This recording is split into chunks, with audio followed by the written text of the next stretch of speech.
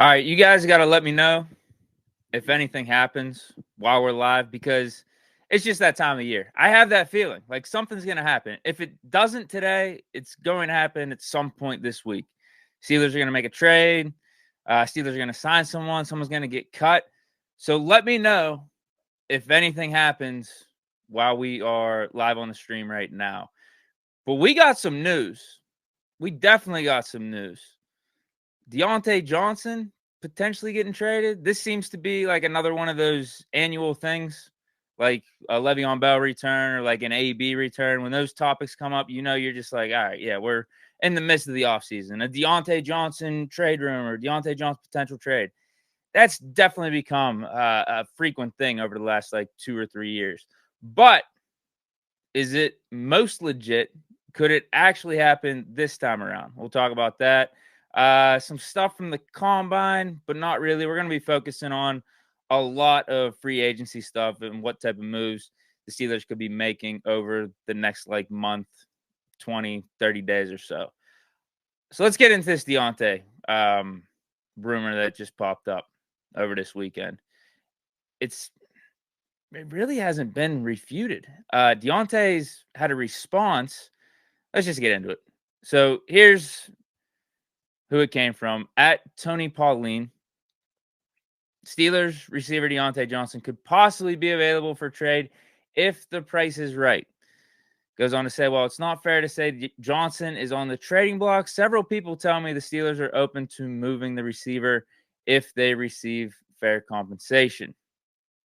So Diontae had a response to that yesterday on Twitter. We can assume this report is what he's responding to, right? I know Diontae tweets a lot of cryptic stuff out, but I'm guessing this is pertaining to that report because the timeline goes hand in hand. Diontae says people just be talking, has the yawning emoji next to that. Also tweets, let that old crap stay in the past. Now, I don't know what that has to do with the trade rumor in particular, but then he also says it is what it is. I'm with him. People do just be talking, but can you blame us sometimes? Man, I'm missing football season. That's the other thing here. Like, I'm borderline depressed, and it's really nice outside here in Pittsburgh. It's like 70 degrees. It's a beautiful day. I'm sure it's beautiful for a bunch of cities across America. If it's nice in Pittsburgh, I'm sure it's nice in a lot of other places right now. First week in March, it's really nice, but I miss football, man. I'm like depressed, especially too because Pittsburgh sports in the spring aren't working out too well right now. Penguins are crap in the bed. Looks like they have to trade the house. Trade everyone outside of Crosby and Malkin. I don't care who you got to trade. That team's got to get younger. And then Pitt Hoops, I don't know. They're playing some decent ball, but they might be out of the tourney. And then the Pirates are the Pirates. So all I got to look forward to is football, but it seems so far away right now. We're only a month removed from the season ending, 2 months removed from the Steelers season ending. I need football back, man. So going back to Deontay's tweet here, people just be talking. We want to talk football, dude. We want to talk football. If there's a Deontay Johnson trade rumor that's popping up here, yeah, we're going to talk about it. We just are. Because that's better than talking about the Penguins losing or who knows what else is going on in like the NBA. Like, come on. We know no one watches the NBA regular season. It's all about the playoffs there. College hoops, it ain't the same as what it was back in the day. 10, 15 years ago. Like, yeah, honestly, football offseason is some of the most interesting stuff going on right now. But anyway, it doesn't seem like Diontae is too thrilled with the reports. But we got another one. I didn't have time to make up the graphic. We got another thing that just popped up pertaining to this Diontae stuff from Mark Caboli. He said Diontae might be the one wanting out of Pittsburgh. It's not necessarily the Steelers that are seeking out the trade, but it might be Diontae who's a little frustrated with the situation. I don't know what to believe, man. I don't. I'm guessing Diontae will be on the roster. Now, there are reasons to trade him. There are legitimate reasons, and one of them popped up coming out of the combine. Apparently, the Steelers were showing some serious interest in Washington receiver Rome Odunze. I think I pronounced his name right. Did some research earlier this morning. That is the correct pronunciation, but he's a dog, bro. He is a really good receiver, balled out at Washington, but also really impressed at the combine over this weekend. But here is the report. This is from Ian Rappaport. Let's look at some of the teams he met with. The Patriots, the Cardinals, the Giants, Titans, and the Bears. They are among the intriguing ones for me because those are the top 10 teams. But he also spent some time with the Colts, Jaguars, the Rams, and the Steelers. And the reasons why those are interesting, those would be potential trade-up teams. Rarely do you see a huge trade-up for a receiver, but not never. Obviously, that is something to keep an eye on. If the team is what it is right now, I think the Steelers would be stupid to trade up for a receiver.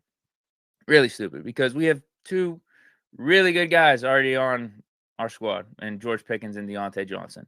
Diontae, former Pro Bowler. I know he drops the ball a little bit too much, can be a little bit more unreliable than we would like, but still just an overall really good receiver, probably a top 25, 30 guy at worst. And then George Pickens, we know he ascended last year into like that top 15, borderline top 10 range. So we got two good receivers. No reason to trade up for a guy. Now, to fill out the rest of the receiver depth, we could go draft, but I think you look in the third or the fourth round for that, or also free agency, and we're going to talk about that a little bit later in the show. But if a Deontay Johnson trade is legit, then yeah, this would make sense. This would make sense because all we would really have is Pickens as a proven guy, because I'm expecting us to cut Allen Robinson coming up here, and it's not like he was, doing anything crazy for us last year. I think Allen Robinson's single season thus far with the Steelers has been a disappointment. At least he's out there doing veteran stuff. He's trying hard. He's blocking for us. But as a receiver, so. I expected better. I thought he was going to turn back the clock a little bit. So what to make of it? Part of me goes back to Deontay's tweet and just says, I think people are just talking. This is something to speculate about. This is something interesting to talk about. Could the Steelers do it? Would it make sense? It's the offseason, man. It's the offseason. I think end of the day, we do keep Diontae. But if you look at his situation, he's only got a year left on the contract. Got around, I think it's $18 million on his cap hit coming up. And if you're the Steelers and you feel like you're going to lose Diontae after next year anyway, maybe you do ship him off to a wide receiver needy team. The problem is, though, right now, it looks like this draft class is loaded with receivers. So I don't know if we would be getting fair compensation back for Diontae. Like, I think every time we would bring up Deontay Johnson trade rumors, right, we would say his value's a second-round pick, at least a second-round pick. Sometimes we would go up to even like a late first-rounder. But usually second-round pick we thought would be fair. What is it now, considering you probably got, I was watching NFL Network today, you probably got, especially with how a bunch of these receivers did at the combine, they were blazing fast. You probably got like 12 or 13 receivers that might go in the top 50. Maybe 15, 16 receivers in the first two rounds. So if you're a team that needs a receiver, you probably just go that route, picking up a dude on a rookie contract. He could be your more long-term answer, whereas Diontae, he's getting a little bit up there in age. He'd be there for at least 1 year. I don't know if you trade for him, you give him an extension or anything like that. Diontae's at least proven. We got to give him that. He's proven. Great separator. Very quarterback-friendly. But I don't know what his market is, and I don't know if it would make sense for the Steelers to part ways with him for anything worse than a second-round pick. I don't want to trade Diontae for a third. If we're talking about our quarterback situation being in flux, don't you want Diontae around? Very quarterback-friendly target, gets that separation. But hey, if you get a second-round pick and you could take one of these receivers and you think Diontae is that replaceable, I'd get it. And I don't think Omar Khan's opposed to making aggressive moves, especially if the Kabali report that was just posted today is more on the true side and Diontae doesn't want to be here, then yeah, I see it happening. But if it's just maybe the Steelers exploring what's out there for Diontae, I don't think they're being that aggressive about it. Maybe they're just putting some feelers out there, but I think we're content with 18 being around here. That's my guess. That's my guess. We've been through how many cycles of these Deontay Johnson trade rumors? I don't think this is going to be the one. Although, again, there's like legitimate reasons why you would trade him. I'm going back to last year. Remember with Jordan Addison being in the draft? It's like, if you're going to trade Diontae, you better make sure you get a decent pick in return and you're able to pick up a receiver that can replace his production in their rookie season, a la Jordan Addison. That was the only receiver I would have been good with replacing Diontae with, because I felt like he could have been the perfect replacement, but you get the better contract with him coming in with his first year. I got a few other things I wanted to start off with in this intro, but I also want to check in with you guys real quick. Got some quarterback talk. A lot of reports going back and forth and rumors going back and forth on that. We'll try to finally settle what's going to happen once and for all, or at least give my final prediction. And then we'll get into more predictions about what happens with the rest of free agency. Andrew Wimmer's in the house, says, "What's up, Deke?" And Young 113 also says, "What's up, Deke?" He says he would trade Diontae for a second. Okay. So yeah, you're saying second would do it for sure. And you're not even bringing up whether or not Diontae wants to be here or not. You just think Diontae for a second makes sense. Let's part ways. Yeah, would I just do it for a second? I would if he doesn't want to be here. We want volunteers, not hostages. Whew. I wish we knew what receiver we would get. But we are pretty damn good at drafting receivers. If we're going to trust one organization to replace a receiver, it is the Pittsburgh Steelers. Now, we have our struggles with other positions and grading other positions, but receivers, we do a pretty good job. Really good job. Like, just think of the recent ones. Pickens, Claypool. Like, we know Claypool and his career has been a dud overall, but Claypool's first few years in Pittsburgh, we got the most out of him. He was actually solid for us, somewhat solid. He left a lot out there on the table and what his potential could have been. But Claypool for a second-round pick, that's not bad. Juju, second round. Diontae, third round. Antonio Brown, sixth round. Emmanuel Sanders, third round. Mike Wallace, third round. Martavis, fourth round. Yeah, we can get receivers late. We know how to pick them. Even going way back, Hines Ward, we got him, I believe, in the third round in the 90s. Is there anyone I'm missing? Yeah, we know how to draft receivers. And Young follows up, says, "I'm not saying DJ does or doesn't want to be here. I just think with this being his last year and the odds are slim for us not to get him back, we should explore our options." That's the interesting part with all this.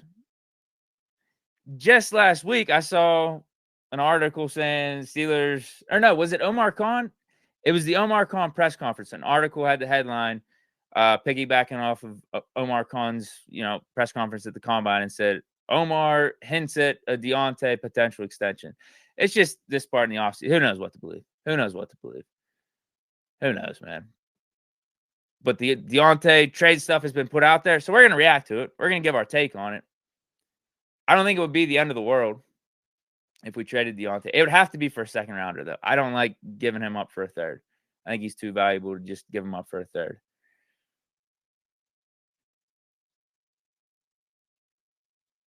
Goose22 says, "I trade Diontae if the compensation's right. It allows us to free up some current and future cap space as well."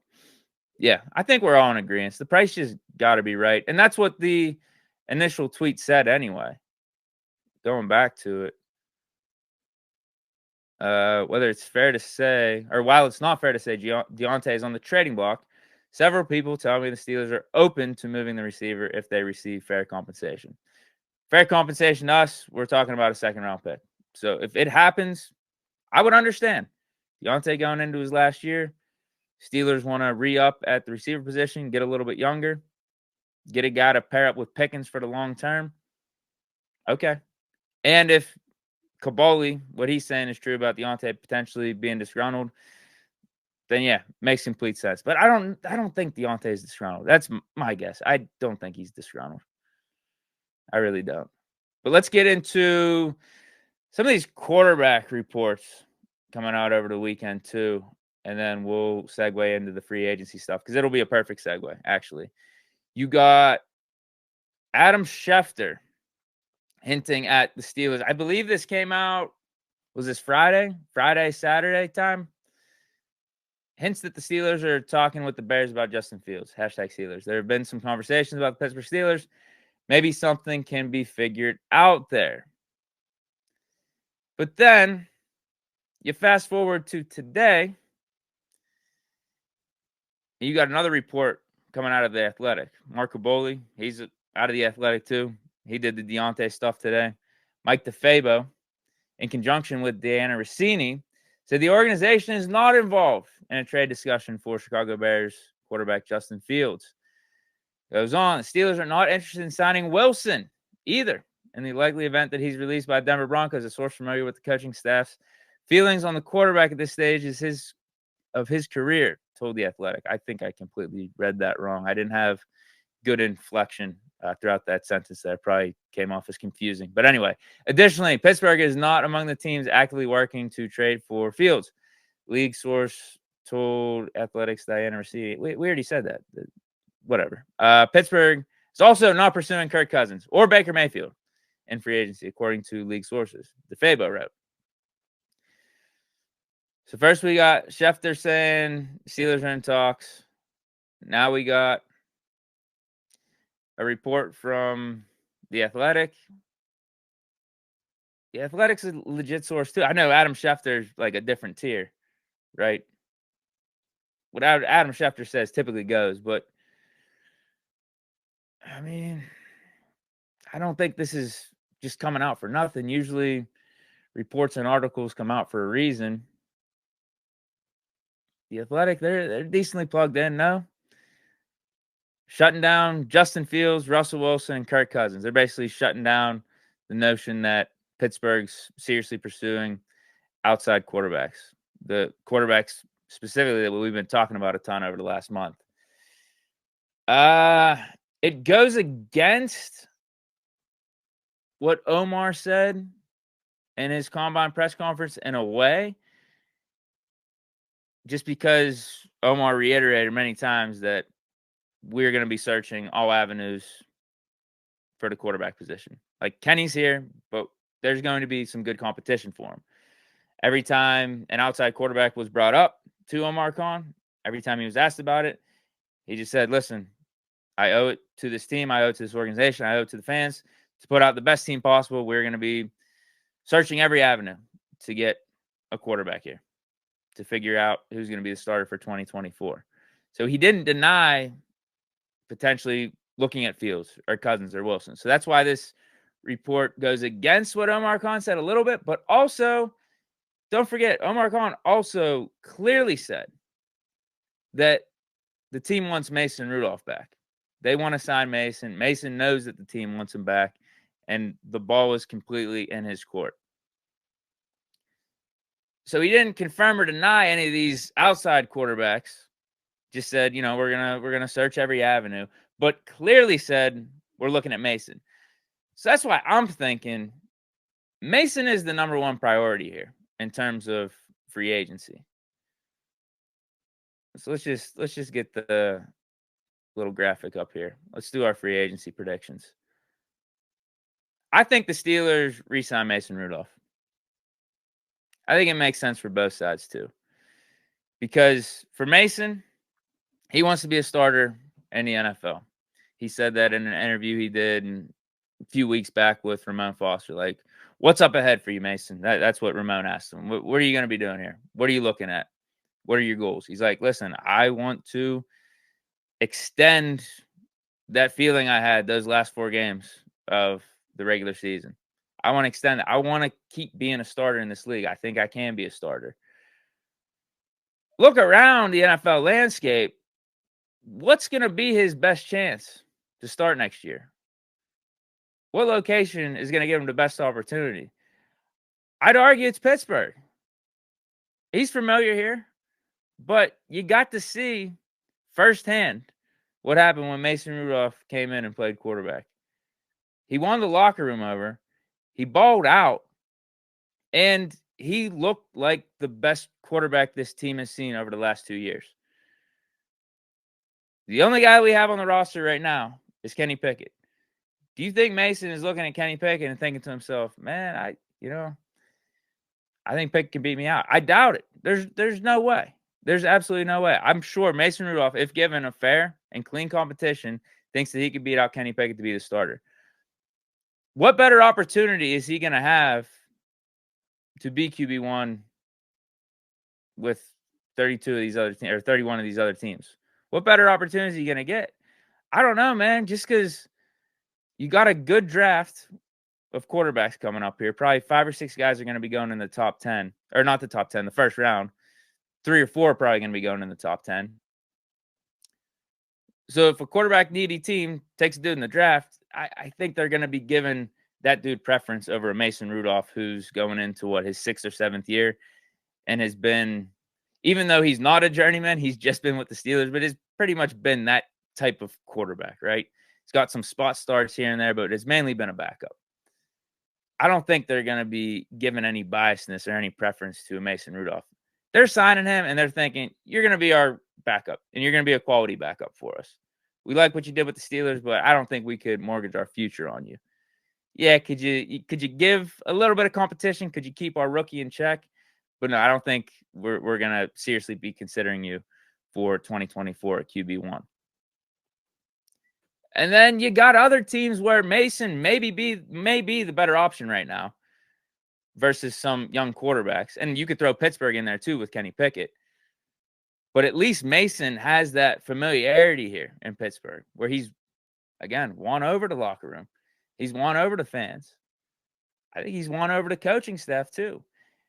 Won over the owner in a way. You heard in Art Rooney's postseason little interview with the Steelers website where he said, I think we got to see when you get quality quarterback play, this team can do some things. And Mason provided us that in the last 4 games of the season. Like I think Art Rooney even liked what he saw. So like you have that with the Steelers where, yeah, we got a young quarterback, but I don't think we're going to be given this grand preference to Pickett over Mason Rudolph just because we got to see what the offense looked like with Pickett and what the offense looked like with Rudolph. Now, did Pickett get a complete fair shake at it because he got injured only a game and a half after we fired Canada, whereas Mason got a 4-game sample size without Canada? Like, that's the thing. How much was Canada holding Pickett back? But that's the name of the game. That's the NFL. If you get hurt, you're not available. You're not able to showcase what you could do out there. But the other teams I'm thinking of are like, Carolina Panthers with a Bryce Young or Tennessee Titans with a Will Levis. I don't think they're signing a dude off the street in Mason, who, again, has been in the league 6-7 years. I don't think he has the grandest of reputations across the league. I don't think they're going to be giving him the preference over Levis or Bryce Young or some of these other quarterbacks they want to give a chance. And Anthony Richardson, right? So as I sit back and look, I'm like, I think this is Mason's best shot to be the starter. And I think if you're the Steelers, you're loving this because it gives you a quality competition for this offseason. It gives Pickett someone that's going to push him. I think it should be open competition as soon as the offseason starts. I would actually give the edge to Rudolph. I said that how many times? I don't think the Steelers are going to do that. And I don't know how trusting Mason is going to be of the Steelers organization if he does resign here, that it is going to be a fair competition. Now, these are all things that go into the decision, but maybe you take that chance if you're Mason because it's still probably going to be your best opportunity to start. Pickett's been injury prone, so even if they roll with Pickett going into 2024, dude, history shows he gets banged up. And if he gets banged up after not having so hot of a start to this season, then yeah, you might be the guy if you could continue what you were doing at the end of 2023. So I do think we re-sign Mason. I think it's a priority right now. Based off some of these reports, I don't think the interest is that high for an outside guy. I think Mason's the priority. If we don't get Mason, and this is why Omar Khan was smart with how he worded everything in his combine press conference. Like, we want Mason, but again, if Mason ain't cool with us, if he's not willing to give us that commitment, we're going to look elsewhere, because there is potentially going to be a Russell Wilson out there, Justin Fields trade. So, yeah, we want to keep the leverage sound here. We don't want to be tipping our hand too much. But I think Mason's the priority. I think Mason, even if he does have a little bit of a resentment here to how everything played out in his career, where, you know, Big Ben retired, it looked like it was just going to be Mason and Haskins. Then we signed Trubisky, like, immediately, first day of free agency. Then we draft Pickett. Mason obviously gets overlooked that whole offseason, doesn't get a snap at all. And then 2023 offseason, we're not even interested really in signing him early in free agency, but no other team is either. So I think the thing you could at least say with the Steelers, at least we gave Mason a job last year. Ultimately, he did get that opportunity at the end of the season to showcase his skills, even though it's not necessarily the way that us as fans wanted it to happen. Give Mason all the credit for playing good and making the most of it, but I would have just rather had Pickett look awesome in his second year.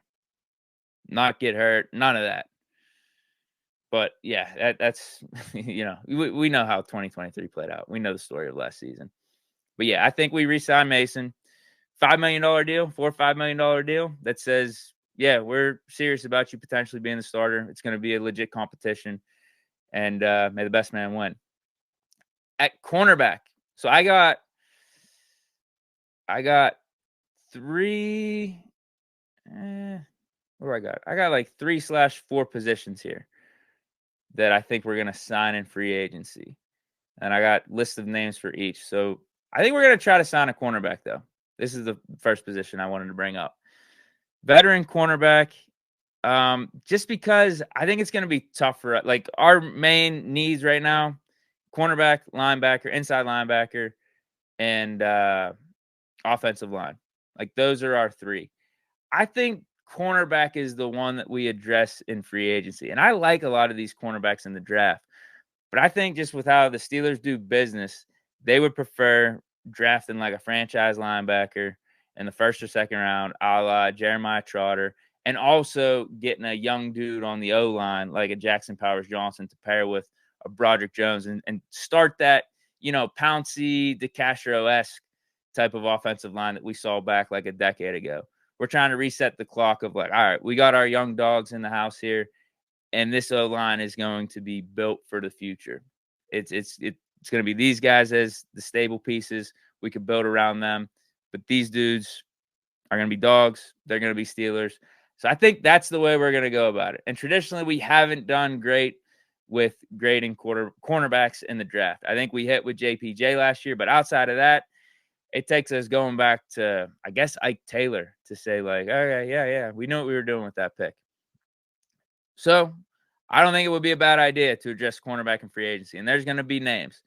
The question is, how high do we want to spend versus how low do we want to spend? Like, do we want to just get a guy to be CB2, a good compliment for JPJ, or do we want another lockdown corner across from JPJ? Because the top three names I'm thinking, Xavier Howard, he's going to be released by the Dolphins. Was he officially released yet? He's going to be released by the Dolphins. L'Jarius Sneed and Jalen Johnson. Those would be my top three. The guy I'm thinking just makes the most sense. If we're going to do predictions, I think this is the guy we ultimately sign. Would be a Chidobe Awuzie, cornerback from the Bengals. He's a solid player. Like, he was the CB1 for the most part with the Bengals throughout his tenure there.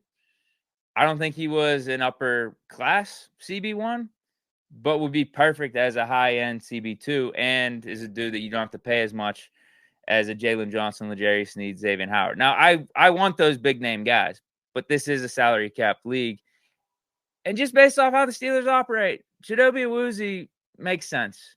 You take a dude from the division. He knows AFC North ball, so not only are we helping our team, but we're dismantling the Bengals a little bit. And he's just good. Like, solid veteran dude. Reminds me a little bit of like the Steven Nelson signing that we made a few years back. Something like that. It's nothing crazy where you're spending 16, 17 million, but I could see him signing for, 8 million, 8, 9 million a year. And that would be right up the Steelers' alley. You'd get some insurance. It doesn't completely take you out of the running from drafting a cornerback in the draft. Maybe a guy slips in the third round, you pick up a dude, but I see us signing Chidobe Awuzie. That would be my prediction. Other names that are out there, Kelly Witherspoon, I've already brought up Steven Nelson. Do we run it back with those guys? Do we spin the tires again back on them? I doubt it. Doubtful. I think we sign a cornerback. And if I'm going to put a name to it, Chidobe Awuzie. How about that? Next, a veteran receiver. Veteran receiver to play the slot. I think we're going to release Allen Robinson, save the cap space. Obviously, we're going to need to bring in someone to replace him. And I think a guy like either Tyler Boyd or Noah Brown from the Texans. A dude that's not going to cost you an arm and a leg, but is solid, going to give you that veteran presence. And I'm leaning Tyler Boyd. If I'm going to pick a dude from this list, the other names I got on this list are Odell Beckham, Josh Reynolds, and Marquise Brown. Marquise Brown, he's probably going to cost too much. Josh Reynolds, that's not a bad pick. If he's not going to sign for anything more than like 8 or 9 million, I think he would be solid. Don't like what he did out there in the NFC Championship game with the Lions, but that's another name as like a third receiver to add into the mix. But Odell Beckham Jr., probably too big of a name, even though at this stage, wide receiver 3 probably is more of his fit. I don't know if he's going to be taking wide receiver 3 money, though. We'll have to find out. But, man, if you got Beckham, a Deontay Johnson, and a Pickens, I love that receiving core. But end of the day, I think it's going to be Tyler Boyd. Tyler Boyd, for obvious reasons. He's from Pittsburgh. He also has said that he would love to be a Pittsburgh Steeler at some point in his career. And now would be a good time. I don't think you're going to cost too much. You already got your money, so you could take a little bit of a hometown discount. But you could be a leader, not only in this receiver room that we've been missing, but just this offense as a whole, something that we've been missing. And he hasn't been shy to call out the Steelers from afar. He's been doing that a couple times over the past like 2 or 3 seasons where he's like, man, the Steelers just don't look like the Steelers out there when we play them. Sometimes they're giving up. So that would be a good voice to have in this locker room and just an overall player, a dude that could easily give you 600 to 700 yards, maybe 5 to 6 touchdowns. And that's all you need out of your receiver 3. All you need. So Tyler Boyd, Chidobe Awuzie, and Mason are my 3 predictions thus far. And then next position, I already said a cornerback, but I'm going to take it a step further and go slot cornerback. We're going to make a slot cornerback free agent signing. And based off the Steelers' past, over these last 2-3 years, it's going to be someone on the cheap, but it's going to be someone with a name who is proven. It's just that they're not at that stage of their career where they're getting this big bag or anything like that. So the 2 names I'm thinking, actually, let's go 3 names. One is Chandon Sullivan. I think we could just potentially re-sign him. I don't think he was terrible for us last year. Wasn't amazing, but you got Keshawn Nixon from the Green Bay Packers. Maybe you sign him for like 2 or 3 million. And then Sean Murphy Bunting. He was the former Tampa Bay Buccaneers primary slot corner. Moved to Tennessee Titans. And it's still good. It's still good. I think it would be a good fit here in Pittsburgh. The last position I'm thinking is, if I had to pick one name out of this free agent pool, I'm going to go with Nixon out of Green Bay. I think that's the one that would make it would just be a Pittsburgh Steelers signing. Murphy Bunting might be a little bit too flashy for us, but Nixon would be perfect. It would almost be reminiscent of Chandon Sullivan, another slot cornerback that came from Green Bay. The last position, though, I don't really have many specific names, but I do think we pick up a depth offensive lineman that has versatility, a dude that could play tackle, specifically right tackle, and do some guard interior type of stuff. The one name I'm thinking is Matt Filer. Used to be here in Pittsburgh and did that exact same thing. Played right tackle for us and played right tackle at a pretty good level, but also could play left guard, right guard, move around for you. But I just think he's at the stage of his career right now that you're not looking for him to be that bona fide starter, but is going to provide you like really quality depth. And it doesn't take away from you drafting a dude in the first or second round, like a Jackson Powers Johnson. Matt Feiler could maybe be your starter at right tackle if it comes down to it. If you whiff in the draft of picking up a tackle, or you do some type of rotation between him and Dan Moore, Broderick Jones. Now, Khan said he wants Broderick Jones to go left tackle, and that's why I'm thinking like specifically right tackle here. I think this is the year we move Jones over to left. Now the question is, what do we do with Dan Moore? Are we going to make him a right? Do we bring in competition for him at right? Do we bring in an upgrade over him at right? I don't know. We definitely need a center. There's no question. So that's the first priority on the offensive line. But then the next one's right tackle. And again, just the guy to bring in here for at least some depth, at least some security. Matt Feiler would do the job. But we are just about to wrap this thing up. Let me check in and see what you guys are thinking for free agent predictions. And then we'll get up on out of here. And Young 113 says, what about Gabe Davis? That wouldn't be the worst call. It wouldn't be the worst call because he is fast. He could take the top off of defense. I think he would be less slot receiver for us. We'd put him on the outside, but maybe you could kick Diontae in. It wouldn't be the worst idea. And based off what he did last year, I don't think he's going to cost too much. He was on a trajectory where he would maybe get some looks for a double-digit contract, but I don't know. I don't know if he's viewed that way right now. Yeah, he's probably gonna get around 10 or 11 million. Let's be honest. But that might be too rich for my blood if I'm the Steelers. Let's see here. X Concept says, I bet they want to change up Allen Robinson's deal and keep him for way cheaper. They seem to trust him. Good hands and blocking.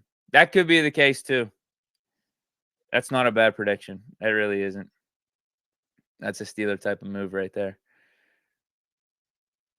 X Concept says, what's up, Deke? Finally off work. Time to catch a live. Appreciate it, bro. And Young's been heavy in the chat. Appreciate that, bro. Says, I think Xavier Howard would come cheap due to his injury past. That's also the reason I'm not a fan of Howard. High risk, high reward right there, for sure. Now, it wouldn't be too much of a risk if you're right, where he doesn't sign for what he's typically signed for in the past. Like if we could get him on the cheap because of all the injury history, maybe we get that, that Steeler discount we all love to talk about. That discount that is kind of attributed to just playing for a good organization like the Steelers. Yeah. You want to come into a good spot here with Mike Tomlin, a culture of winning, a good football culture. Take a little discount here. That's what we always say as Steeler fans, right? Steeler discount. You got to take a discount to play for the Pittsburgh Steelers. Don't got to take a discount, but like it makes sense. It could make sense logistically. Like if you want to get to a contender, if you want to get to a team that's always in the mix, knows what they're doing, good organization, good owner, good coach, all that stuff. Maybe take a little bit of a pay cut. Maybe you'll enjoy playing football a little bit more if you're a Pittsburgh Steeler.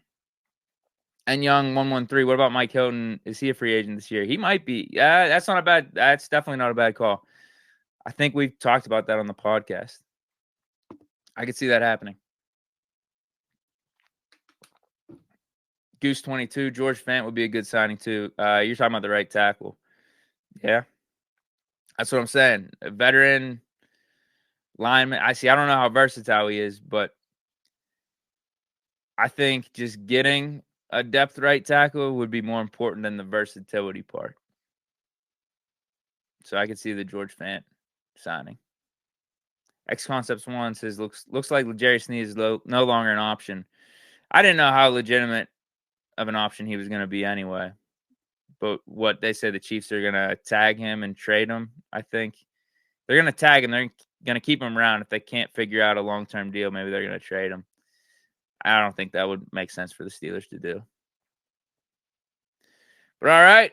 Shout out to everyone for stopping through. This was fun, man. I will be back, I think middle of March, end of March. So stay tuned. I'll give you guys a heads up when that'll be.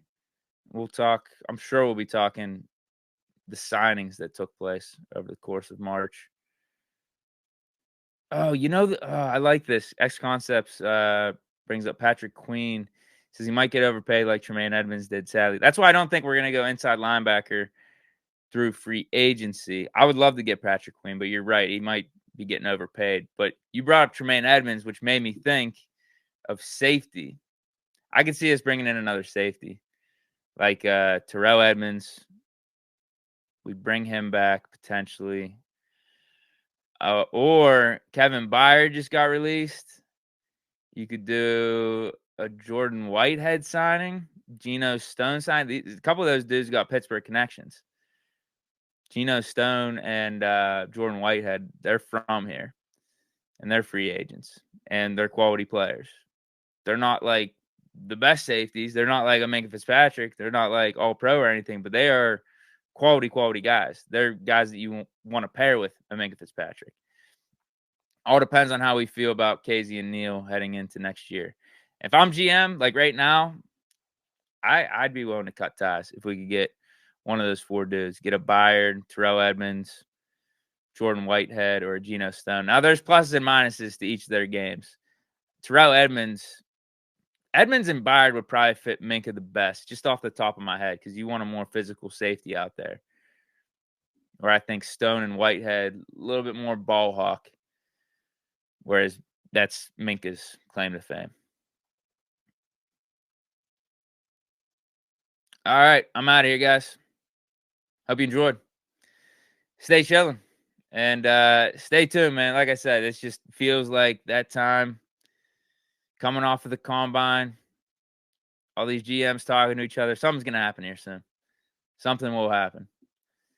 I guess nothing happened while I was talking here. But, yeah, something's going to happen this week. So stay tuned. And stay chilling.